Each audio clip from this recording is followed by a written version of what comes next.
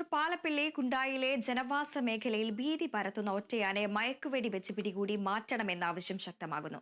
കൂട്ടം തെറ്റിയ ആന ദിവസങ്ങളായി പ്രദേശത്ത് ഭീതി പരത്തിയിട്ടും വനപാലകർ യാതൊരു നടപടിയും എടുക്കുന്നില്ലെന്നാണ് പ്രദേശവാസികളുടെ ആക്ഷേപം. കഴിഞ്ഞ ദിവസം ആനയുടെ മുൻപിൽപ്പെട്ട ബൈക്ക് യാത്രക്കാരായ കുടുംബം തലനാരിടയ്ക്കാണ് രക്ഷപ്പെട്ടത്.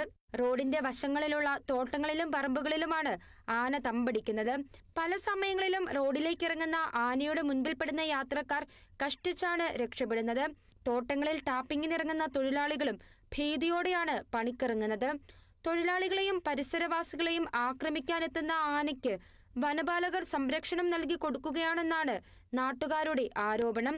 മേഖലയിലെ കാട്ടാന ശല്യത്തിന് പരിഹാരം കാണാൻ ചേരുന്ന യോഗങ്ങളിൽ തൊഴിലാളി യൂണിയനുകളുടെ അഭിപ്രായം കേൾക്കാൻ പോലും വനംവകുപ്പിന്റെ ഉന്നതാധികാരികൾ ശ്രമിക്കാറില്ലെന്ന് rubber estate labour congress INTUC general secretary Antony Kuttookkaran പറഞ്ഞു. ആനയെ മയക്കുവെടി വെച്ച് ജനവാസ മേഖലയിൽ നിന്ന് അകറ്റുവാൻ നടപടി ആവശ്യപ്പെട്ട് വനംവകുപ്പ് മന്ത്രിക്ക് കത്തയച്ചതായും ആന്റണി അറിയിച്ചു. Kerala vision news, Thrissur.